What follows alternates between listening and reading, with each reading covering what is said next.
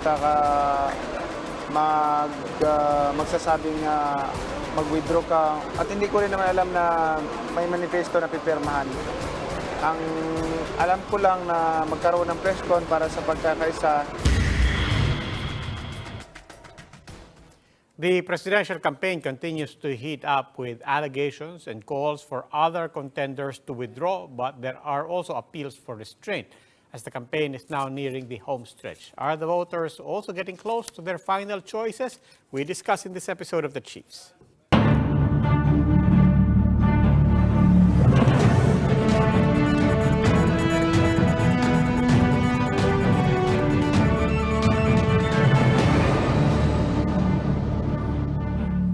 We will be joined by our guests and the other chiefs when we return.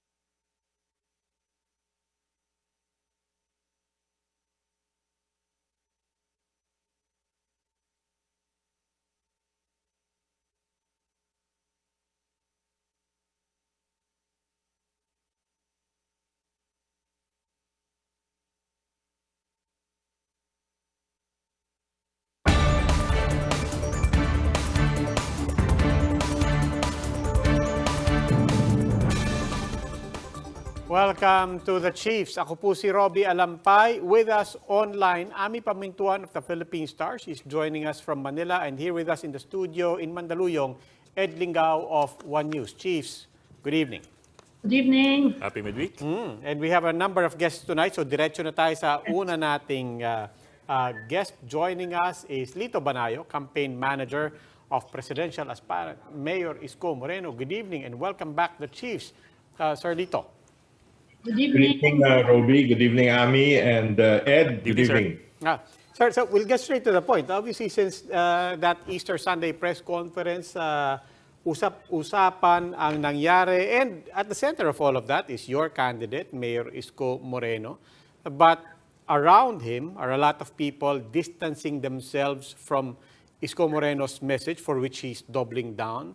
A lot of people saying they were blindsided, including people right beside him, including now his own vice president, Dr. Willie Ong, saying that I do not share his sentiments. And I think today he even mentioned the word values, particularly on the message of calling on anyone to withdraw, and for that matter, attacking Vice President Leni Robredo. On balance, how would you assess that press conference, the message, the tactics, and the tact of Isko Moreno from Sunday to today, as far as his campaign is concerned? Well, unang-una, Roby, no? Yung press con na yun, we went there on the invitation of Senator Ping Lacson, who told us that among those who would be there would be Secretary Norberto Gonzales and Manny Pacquiao, Senator Manny Pacquiao. But the press conference was delayed precisely because Senator Manny Pacquiao said he would be coming in from General Santos or somewhere in Mindanao. The manifesto was something that we agreed upon in the presence of both, aside from the three who were present, both Senate President Tito Soto and Dr. Willie Ong. We found nothing objectionable. We didn't even need to revise it at all. No? So yun yung context niya. No? So the press conference rolled out at 11:30. And the call for unity was precisely trying to dispute what has long been peddled, especially in social media and even by certain political analysts and certain other sectors, that the fight is framed. They're trying to frame the election as being an anti-Marcos and anti-Duterte fight instead of being centered on the people, on the issues, particularly the poor and the middle class who are suffering through this crisis that is getting prolonged by the day. So, walang atrasan, yun ang basic message. Ngayon, during the press conference itself, no, because they were all open to questions, nabanggit ni Senator Ping yung kanyang hindi magandang what shall we say, experiences with the Vice President, no, in the prior to the filing of certificates of candidacy in October. And thereafter, he mentioned some other, one other incident where a professed supporter of Vice President Leni Robredo, no less than a former mayor of Quezon City at that, no, Mayor Jun Simon, approached him and proposed that he backs off, and then Tito Soto would replace Kiko Pangilinan, no? Whether he was authorized to do so or not, that's not within my pale of competence. Now, that was when Norberto Gonzales, Secretary Gonzales, said that his theory about if number 2 cannot break the ceiling and the gap between number 1 and number 2 is very big, then maybe the more competitive candidate would come from 3, 4, 5, 6 or so, no? And that was where And he was very specific about this. I'm speaking, he said, I'm speaking for myself and not for the group, not for Senator Lacson or Secretary Gonzales. I'm speaking for myself. If that is the case, then maybe it is the Vice President who is right now, per the surveys, public surveys of Pulse Asia, number 2, no? Then siguro siya yung dapat umatras, no? So that is the context where everything is coming from. Yeah, just one quick detail about that. It may have come from Secretary Gonzales, but Isko Moreno did pick it up. And yes. Even on that, and so it was his. He shared in that sentiment, and particularly on the point of yung pagpapaatras. Secretary Gonzales may have expressed it for himself, but Isko Moreno not only picked it up, he did speak for Ping Lacson. In fact, he said in that infamous soundbite now, he did say, sa totoo lang, kami ni Senator Lacson, gesturing to Senator Lacson, nung debate, gusto na naming anuhin. And basically, the invitation was clearly, gusto na namin sabihin kay Vice President Leni Robredo to back out, in his words, nahiya lang kami kasi babae. That was very, very clear. Isko Moreno picked it up and spoke on behalf of Ping Lacson.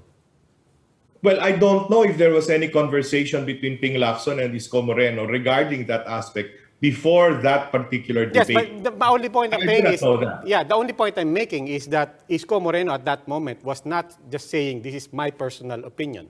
He was sharing it with Norberto Gonzales and then now speaking on behalf of Ping Lacson as well. No, he was not speaking in behalf of Ping. He was speaking in behalf of Ping Lacson, if indeed they talked about it. No, I do not know that. No, I mean I'm not privy to all the conversations between Senator Lacson and Isko Moreno. Nasabi niya yon, I admit. No, sinabi niya yon. No, but so whatever it is, so what? Okay, Mr. Bonayo, you're an experienced Yes, Ami. political operator, no? Sa tingin nyo, ano yung impact sa standard bearer ninyo of that press conference? Kasi he's getting a lot of flack on social media. Well, he's getting a lot of flack on social media from the echo chambers of those people who from the very beginning will never vote for him anyway. Those who are really pink or yellow pink, no? So hindi yun ang market naman namin eh. So it does not bother us in the sense that Isko Moreno is simply saying what he feels and what he thinks. No, he is, what you see is what you get. No fakery, no pretensions, no hypocrisy whatsoever. So you think negative or in generally, anong assessment mo? Negative ba or positive yung press conference sa standard bearer ninyo? Sa akin, walang epekto either way. Either way. No? It's, syempre, negative dun sa echo chamber nga ng mga yellow-pink, no? But it's, or maybe even the intellectual elite and the AB class, no? But definitely for the poor, that is how the poor react when they feel that they are being, they're I wouldn't use the word oppression, when they feel that their dignity is being trampled upon. But apparently, our standard bearer thinks medyo positive, no? Kasi tuloy-tuloy eh. He is actually pursuing you, like, he's doubling down on what he said na be a hero, withdraw. Inuulit niya yun eh, until today. Yeah, yes, because he feels that way. He's being honest about it. He's being forthright about it. You know, hypocrites, for instance, were making a big issue when in one of the interviews he said that he kept 50 million of excess campaign funds and paid the BIR taxes on it. Now, all of us who've been in this political game for years and years know that almost all the candidates do not really even bother to tell the BIR that they have excess campaign funds because there is no accountability there. These are private funds. These are not public funds. But my candidate had the courage to be honest and forthright about it and paid taxes on it. And then they dunned him for it and, they excoriated it for him.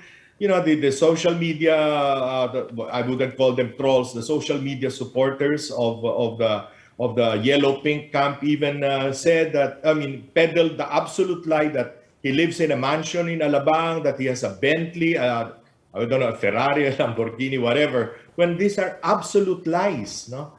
So, syempre masasaktan yung tao kasi puro kasinungalingan ang nangyayari. Sir, let me go back to the unity talks that appear to be a big part or a big part of the resentments and the issues that are being raised against VP Robredo. For example, nung Sunday nga, parang lumalabas maraming hinanakit dahil dun sa unity talks last year. Apparently, VP Robredo was presenting herself as the candidate for everybody else to rally around. My question is this, although I'm sorry if this sounds naive to you, pero what would be wrong with coming to a discussion or talks with a proposal on the table? Di ba? I mean, doesn't everybody do that? Also, sir, if I may add, sir, also that was done privately in talks between two or more parties. It was not even done publicly like what is being done in the last 3 days. Where a call is being made publicly for one candidate to withdraw. The so-called unity talks were not about uniting for her. It was stating that what she kept repeating that she did not want to run, that she was not a candidate, that she just wanted to unify the anti-Duterte and the anti-Marcos forces so that there would be a candidate, a single candidate against the Duterte Marcos combined. At that time, we didn't even know who was going to run, whether it was Sara Duterte or Marcos Jr. or both, as in this case. No?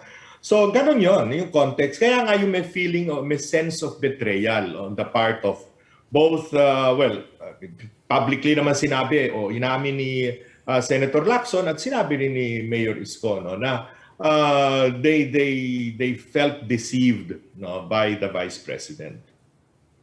Because she had said that she was not going to run, and it turned out she ran. Yes. When I was even present in one of those meetings where she did say she was not running, and that the options were not running at all or running for local or what. Anyway, whether it's a congressman, I don't know. But a local position in Camarines Sur, her home province.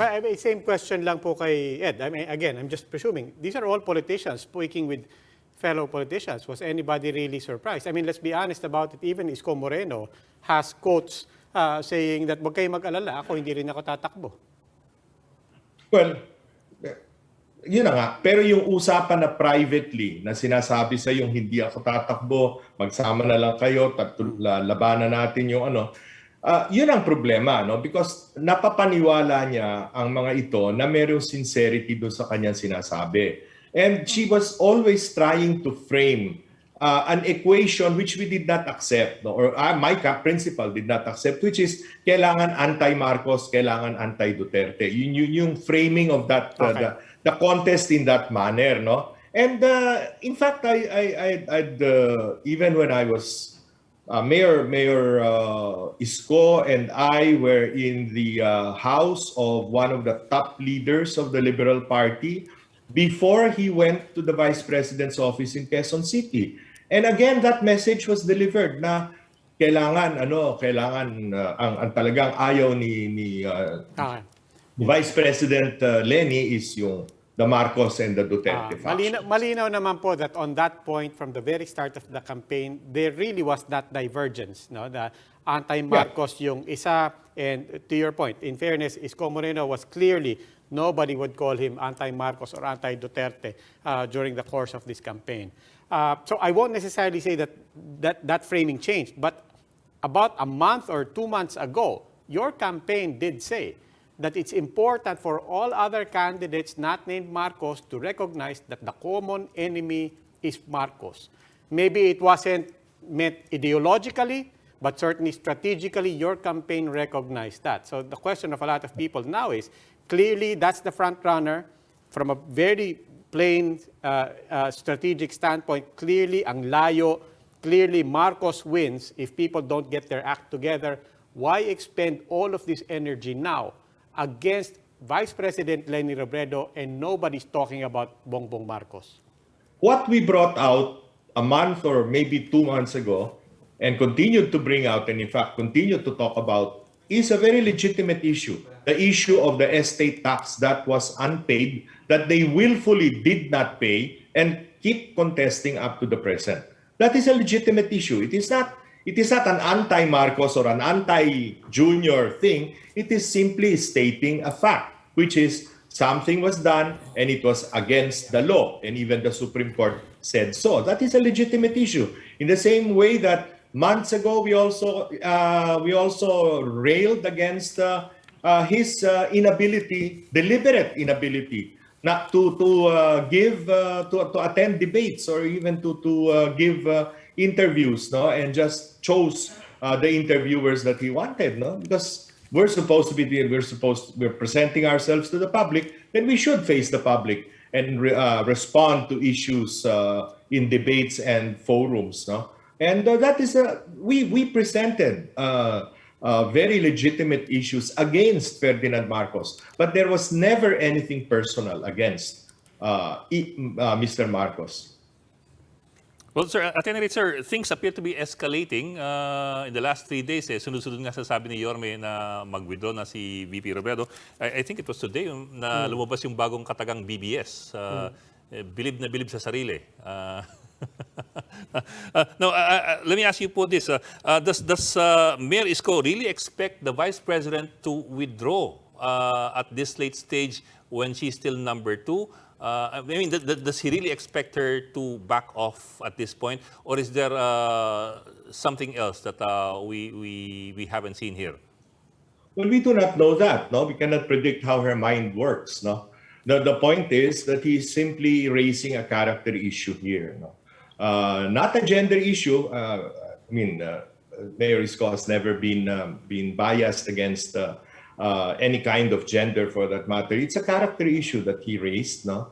Na parang hindi mo mapagkakatiwalaan ang salita o ang ginagawa ni Vice President Leni Robredo. And again, that is a very legitimate issue. Character is very legitimate when you're talking of the presidency of this land. Si Dr. Willie Ong, he distanced himself from the call for the withdrawal of the Vice President. Anong reaction ni Mayor Isko doon sa sinabi ng running mate niya? Doc Willie speaks his own mind, and we respect him for that. Doc Willie from the very beginning said that he's not even going to criticize anybody, that he's not going to say anything against anybody. But electoral campaigns are not about saying, good things about every single person or good things about every issue. Electoral campaigns are not always positive. No, electoral campaigns are presenting issues, are presenting facts about the competitor, no? Hindi naman laban na mapabaitan, no? But he is free to express his own opinion. We do not muzzle him. We do not tell him what to say, no? So ganon yung Ami. Okay. One last question na lang po. So in the meantime, where does this put everybody else relative to the campaign of Bongbong Marcos habang nag-aaway ang mga 2, 3, 4, 5, 6 and so on? In the meantime, Bongbong Marcos, as you pointed out, is not taking any debates, is not taking any interviews, and he's going to win this hands down. Again, just to repeat the point, habang naglalaban-laban, Bongbong Marcos is running away with these elections, while all the energy of everybody else is focused on each other. What is the strategy for anybody else not named Marcos? Masyado naman tayo naniniwala sa surveys na parang yun ang be-all and end-all of this electoral exercise. No? The real survey will be on May 9. People can change their minds. No? People can have been listening to the issues, and we trust the Filipino voter to make up his mind. Be that as it may, should Ferdinand Marcos Jr. win in a clean, honest, orderly, and fair election, obligado kandidato, lahat sila ay gawin magsama-sama para lamang hindi manalo ang isang kandidato. That's the core issue as far as we're concerned. Para bang dahil lang galit tayo kay Marcos or galit tayo sa nangyari noong panahon ng kanyang ama, kailangan lahat tayo magsama-sama against him, no? Instead of explaining the issues to the people, instead of giving solutions to their everyday problems, no, in life, no. Na para bang in-speculate na natin na pag nanalo yung isang tao, impyerno na mangyayari sa Pilipinas, hindi naman siguro tama rin yung ganon, no? Ang ibig kami sabihin natin ang dapat nating solusyon para sa mga problema ng bayan, problema ng tao, at be that. Now, that is how we should be positive about all of this. Okay, your point well taken, and I hope you don't take this as not hearing your point, but it also begs the question that you're also seeing that, but isn't that precisely what Isko Moreno is doing with Vice President Leni Robredo now, where basically his message is that it is becoming personal. It is, as you said, it's about character and so on, and that he sees the potential candidacy and win of one particular candidate as damaging to society for values, for so on. I mean, everything that you said, it's not a positive campaign. You will agree. Yeah, Robbie, wala naman kasing any conversation whatsoever between Ferdinand Marcos Jr. or even Mayor Inday Sara Duterte with Isko Moreno before or during the campaign. Before the campaign and during the campaign. Wala naman eh. Wala ring any effort on their part, and I can understand that, na sabihin na mangahoy o kumuha ng mga tauhan or mag-withdraw kapag withdrawin si Isko or mangako na mag-unite tayo pero ako hindi kakandidato. Wala namang ganun at all eh.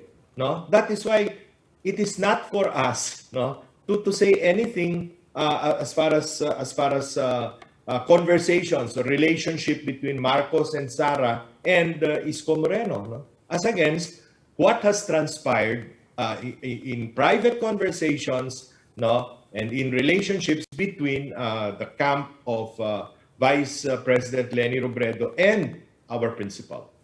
Okay, Mr. Banayo, maraming salamat po. Salamat, Robbie. Salamat, Ed. We always appreciate it. That was Lito Banayo, campaign manager for presidential aspirant Mayor Isko Moreno. Please stay with us. The Chiefs will be right back.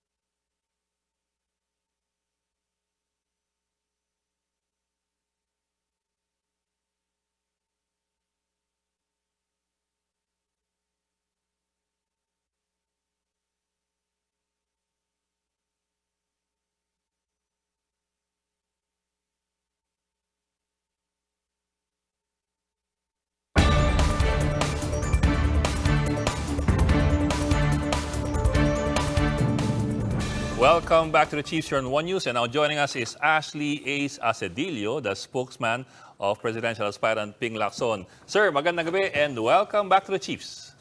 Good evening. Hi, Ed and Ami. Good evening. Good evening po. With Robbie, sir. Sir, yeah, Robbie. Good evening also. Yes, sir. At, Good to- good evening sa ating mga televiewers. Yes, sir. Good to see you again. It's been a while. Same here, Ed. Sir, well, yeah, everybody's, for the last 3 days, everybody's been talking about Easter Sunday and they're not talking about Jesus Christ. Of course, your principals already qualified what happened nung Sunday. But let me ask you this. How does Ping's support base, how has it reacted to Sunday's event or Sunday's incident? Anong feedback nila? Well, hindi siya nangungopia ako kay Lito, no? But same answer. The flack mostly comes from the supporters of another candidate, specifically the candidate who was the subject of most of the discussion, though unintended, last Sunday. Sir, i-validate ko lang po yung isang sinabi ni Mr. Banayo. It was Ping Lacson who organized this, or at least he was the one who invited everyone to Manila Pen? Well, actually, merong mga pocket discussions, no? Hindi talaga siya ang sole organizer. Merong mga pocket discussions among the candidates until nagkaagrihan. Kumbaga, meron naman silang line to each other. Kumbaga, nagkataon na they all agreed, initially the 5 of them, no? Until eventually just 3 showed up. Hindi naman talaga si Senator Lacson solely ang nag-organize doon. Yeah, but who ultimately was, I mean, not to be trivial about it, but kasi kahapon tinanong din namin si Mr. Ramel of Aksyon Demokratiko, and his memory was also somewhat fuzzy. He also said na, well, actually, usap-usap, pero hindi ko na rin matanda kung sino. But he did say, he could categorically say na hindi raw sila ang nagtawag. Tapos si Norberto Gonzales naman, sabi niya, siya raw nagtawag. Oo. So, Si Norby naman. I mean, just to be very clear, your memory, and ultimate, again, not to be trivial, but I think it's a legitimate question, who ultimately paid for that press conference?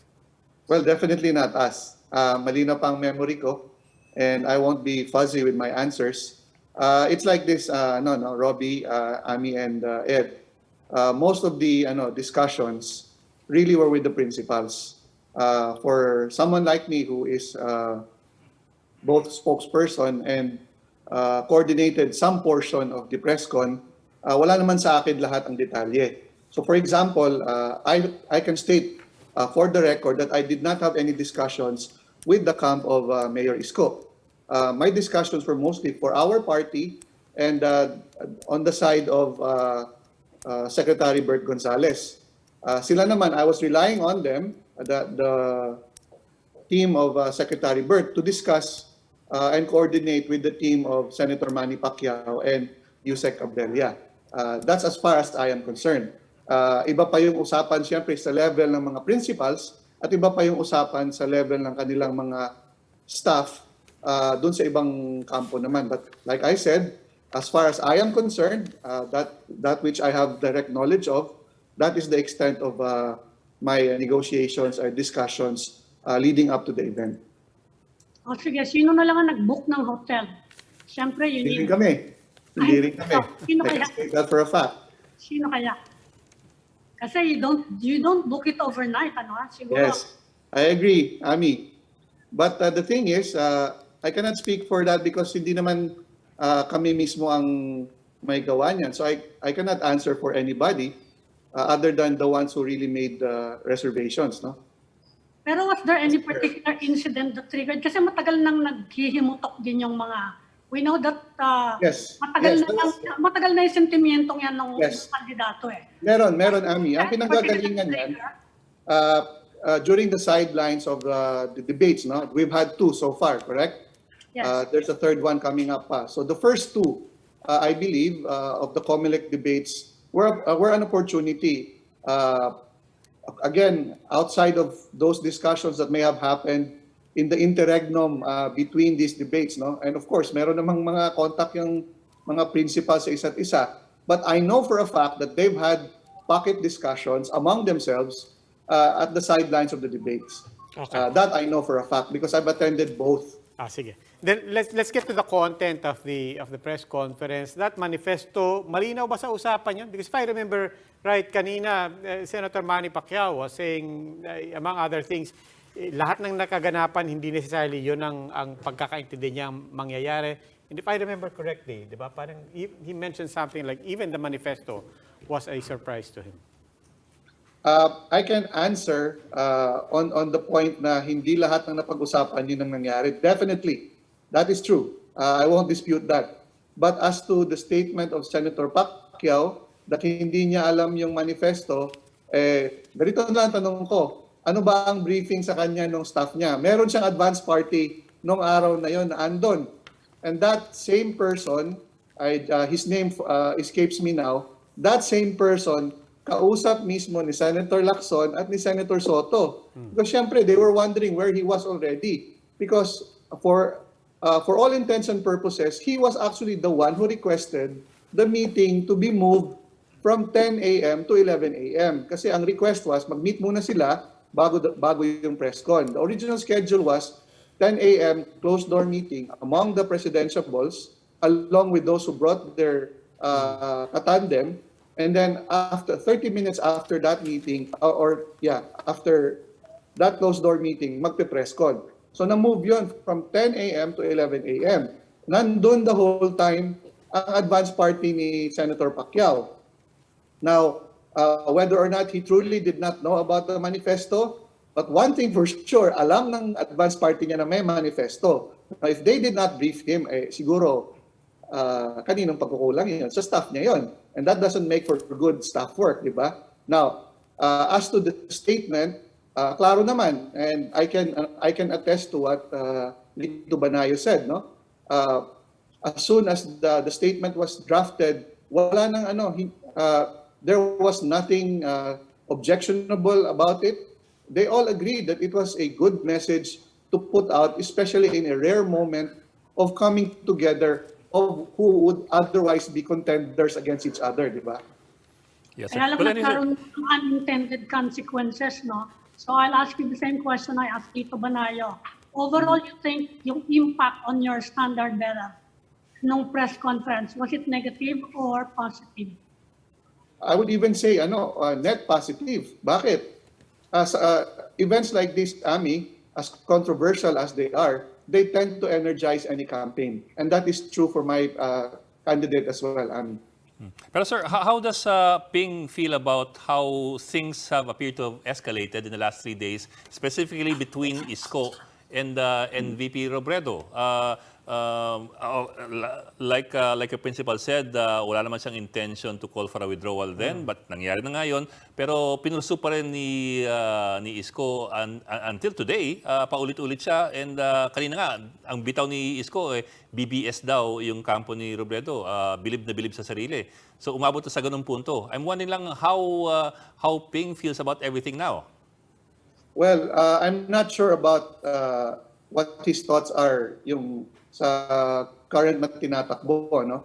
Or ng escalation as you would call it, no? But I can definitely say something about how he felt about the press con immediately after it was held.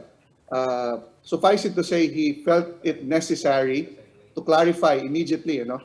Although it was clarified, to be fair to Mayor Isko, he did clarify during the press con pa lamang na he was speaking for himself. However, again, referring to or adverting to that escalation, as you would say, initially during the press con, suffice it to say that Senator Lacson and even his running mate, Senate President Tito Soto, felt the need to clarify kasi they held they fielded questions immediately after the press con, and the first issue that they took up was really the call to withdraw, which they said was personal on the part of Mayor Isko. Yes, sir. Well, that's one thing that people are wondering about. Why not make the clarification at the moment? And also, if I may, let me add also. Part of the impression that Isko Moreno had was not only to speak on behalf, but actually to speak on behalf of Senator Ping Lacson. That notorious soundbite of him saying, nahiya lang kami kasi babae.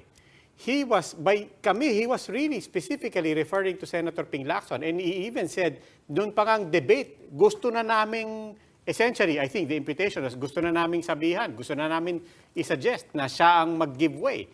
Nahiya lang kami. Even referring to Senator Ping Lacson. That was not Isko Moreno making clear that he's just speaking for himself. He was speaking on behalf of Senator Ping Lacson, who was right beside him. Why not make that clarification in that disclaimer right there and then? Well, Robbie, I'll make 2 points about that. First of all, and I would defer to Abby, Robbie, and even to Ed on this. You've probably known Ping Lacson more than I have, okay? And you probably know that nobody speaks for Ping Lacson other than Ping Lacson. Unless, of course, you've been designated by him to speak for him, right? Now, wala sigurong, I do not presume to say that either Mayor Isko or anybody else can speak for Ping Lacson. Only Ping Lacson can speak for himself, definitely. And secondly, in the spirit of the collegiality of the occasion, mahirap naman doon pa lamang magbangayan sila. If you did that, then that defeats the very purpose of coming together to deliver a common message. And yun lang. Ang gusto ko sanang ma-highlight, yun kasi ang casualty dito. What was the common message, and the common message that was supposed to be very, very commendable on the part of these candidates who, under the circumstances, it was a rare moment for them to come together. And for it to have been brought somewhere else. And I'm sorry to say this, hindi naman passive dito. Hindi passive parties dito. Ang members of the media who were there. Alam niyo, from the perspective of a bystander na nakikinig ako doon, ang dami naman kasing kargadong questions din doon, di ba? So a panel like the panel that we had last Sunday is either left to respectfully decline to answer, to look dumbfounded with the question, or just to answer it straight. For good measure or bad, Ping Lacson has always been known to be a straight shooter. So he spoke straight. Ang challenge ko nga if there was anything that he said that was untruthful, which had no basis, let us know. Nobody has come forward to say that. In fact, I was asked kanina, do we feel that Senator Ping Lacson needs to apologize? Well, that should be the case if he said something untruthful and if he said something unfounded, because the apology is not just forthcoming for the Vice President, but even to the public. But neither of those happened. He uttered neither an untruthfulness or something which was not with basis, Okay. That was Attorney Ace Asidillo. Sir, maraming salamat po. Thank you. Unfortunately, that's all Still the time we hoping have. to get title, Robbie. I'm not yet a lawyer. Yes, sir. hoping. Okay na ba? Okay na yan, huwag nyo nang bawiin. Ako nagsabi, sabihin nyo. Sige. Salamat. Okay, salamat po. I will claim it. Okay, salamat po. Mr. Asidillo, spokesperson for presidential aspirant Ping Lacson. Maraming salamat po. Deep Robbie, Kami, and Ed. Thanks, sir. Ingat po. Okay. Kabig tayo naman politics. From politics to passion, with passion with an F. Passion pala. Medyo may iba po tayo. Kabig-kabig naman tayo. Joining us now to talk about the Philippines as well, still, about our society, and very important sectors of our society. Joining us is fashion designer Len Cabili, who is the founder and creative director of Filipina. Ms. Cabili, welcome to the Chiefs. Good evening. Good evening, Ms. Kabili. Good evening. Hi, Abby. Hi, Ed. And hi, Robbie. Good evening to everyone. Maayong gabi. Magandang gabi sa lahat. Ma'am, take us out of this topic. Take us out of politics. Lahat ng tao parang talaga, we know we have a few weeks left before the politics. But talk to us about Filipina, why you're involved here, why you started it, and what message, what narrative is in your products that are and in your movement that is also crucial for people to remember, especially in this time As our previous guests have said that alam naming maraming bangayan, but we all need to come together. I took up fashion in college, and I grew up in Mindanao. So it was Filipina is really a combination of two passions coming together. It was love of Philippine culture and love for fashion.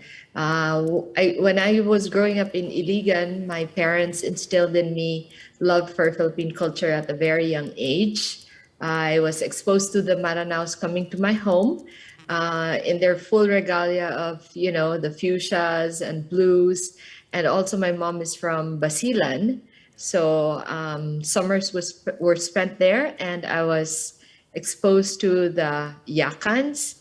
And so having that love for culture and love for fashion, I created this brand that I was hoping would really point back to the Philippines. I was well aware of the craftsmanship around the Philippines, and as you said, what the importance is about the brand. I think because the brand really pushes for culture as soft power. I'm a big, I'm a big fan.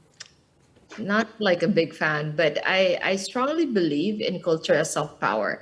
And what really binds us all together is our being Filipino. And what's amazing about culture and looking at culture as our soft power, we're all equal before our culture. We all have some sense of ownership over it. And so it's a great equalizer. And I think as we push for culture as our soft power, it will benefit the whole country. And I think that in a way I found in the brand that I created 13 years ago, that it really showcases the craftsmanship of our Filipino artisans around the Philippines, and how when I started selling abroad first.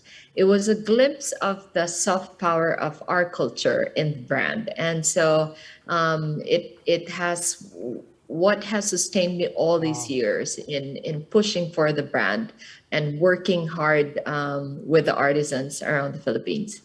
Tell us about the partnership that you have with indigenous people. It's very personal. I go visit them, and there's always like an open communication with them. It's a real collaboration. That's why there's a plus sign in our brand. It's always tradition and contemporary working together.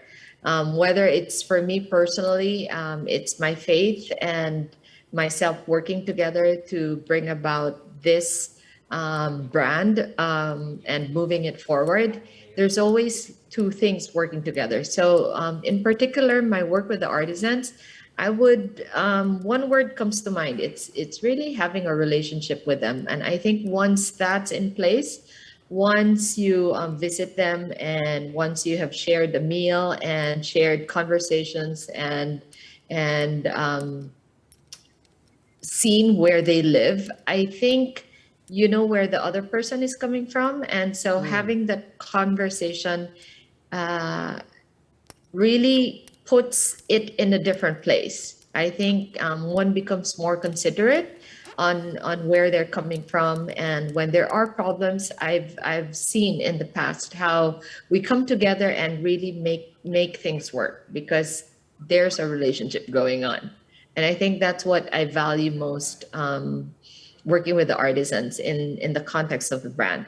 I think it's really the relationship that I have with the artisans that we work with. So your main market is overseas? No, 13 years ago when I started it, Filipinos weren't that interested in things that were made here. And at that point, 13 years ago, it was more of like the foreign brands. And that was a wall that I was being faced with. And I had to find a way around it. And so I found an opportunity to sell abroad, and I took it, and it became for me, I think for the first 3 at the very least 3 years of the brand, it was more of like a marketing study or a product testing the product abroad. And for me, that was the best place to do it. And eventually, it caught on here in the Philippines. And right now, I would say that a bigger share of the market that buys our products are actually Filipinos, whether it's here or abroad. The local fabric, the designs are actually beautiful, but well, not a complaint, but observation is that they can be pretty expensive. And another thing is they crumple easily, most of the local fabrics. So what do you say to that? I think, when people complain about the fabrics being, easy to prone to creases, Yes. that for me is the beauty of the natural fibers in the context of the piña. And I think once you are aware of the process that goes into the making of the piña, that it's one of the rare textiles that would have fibers in its natural form. Piña is really like when you're scraping, the fibers jump out, and then you dry it, and then you tie it to have one continuous thread, and then it's woven. And it's the same with abaca. And I think once you're well aware of the process and how unique and special that is, and in a way for me personally, it's a luxury to have that kind of textile, and we should be proud that it's something that we have. And so I find ways to make it work, either putting a full embroidery over it to kind of lessen the crease. But I think the natural characteristics should be celebrated and not be considered as like a hindrance in supporting the textile. In terms of like the cost, when I hear that, I always pose the question. So, how do you encourage artisans to keep on pursuing their craft if they're not paid well? And so, when they're paid well, of course, there's a cost to it. When we send items to them, all their investment is really their creativity and their skill. Everything else, the cost is on us. So to be able to put value into the craftsmanship of the Filipinos, I think it's more of like a plus rather than something negative, because it's celebrating the craftsmanship of the Filipinos, and we find ways to give back. If there's more than enough that we have at the end of the year, we do find ways to give back. And so I think in terms of affordability, it's not just in the context of Filipina, but there are other brands, or even there are, when you go to whether it's Lake Cebu or other places, there are reasonably priced pieces. But what I'm trying to do is elevate and, whether it's using good quality materials and whether it's, in the fabric or in the embroidery or the embellishment. I think my goal is to make this an opportunity for artisans to earn extra income or make a living out of something that they know already. They don't have to learn it. It's something that is existing, and it's for us a celebration of our culture. Yeah, I have to say, and I literally have to say, because my wife is frantically texting me. My wife is a big fan. But I just wanted to ask, in terms of, first getting the name out abroad and then having the domestic market appreciate it, what's the difference what's the narrative abroad and what's the narrative here among Filipinos that really opens people's eyes and hearts and minds to your products? As I mentioned, I had to, the opportunity presented itself to sell abroad. And for me, that was a way of that point. The mentality was looking at Western brands and whoever made it big or whoever was selling, not that I made it big abroad, but whoever was selling abroad already kind of was a validation at that point that Filipinos became more accepting of it. And I kind of had to work around that, use that, and accept it that that was the situation right now, that back then. So, I took this opportunity because in the end, it was really for the Filipinos. I really wanted to sell to the Filipinos. In fact, when I was selling in the US, I felt there was a guilt inside, that I was feeling. So I ended up collaborating with a local brand because I felt that was a way to introduce it here. So, I think it's very different now because there's an intense interest of Filipinos in our culture and in Filipino crafts. But again, that wasn't the case when I started 13 years ago. There was no social media. There were no, there was no maarte. There was no, there was Habi. I think Habi started a small, what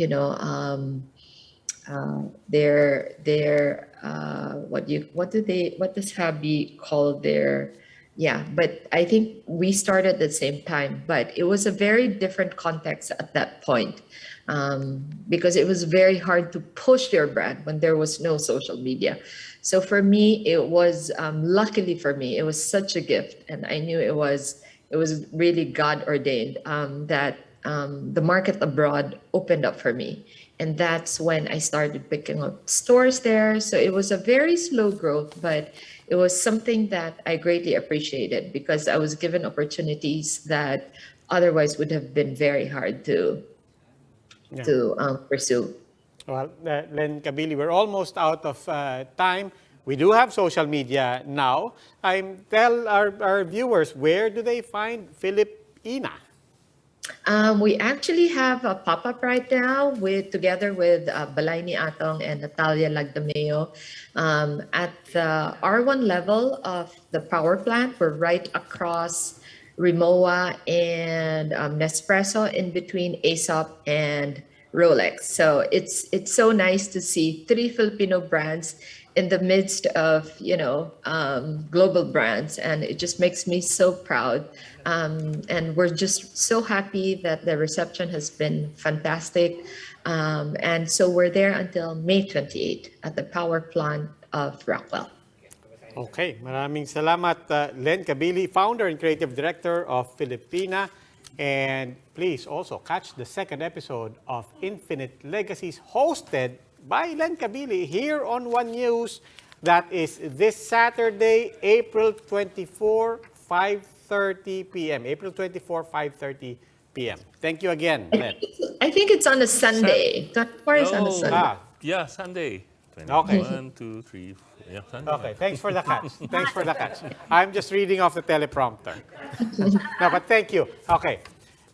In any case, thank you again to Len Kabili of Filipina.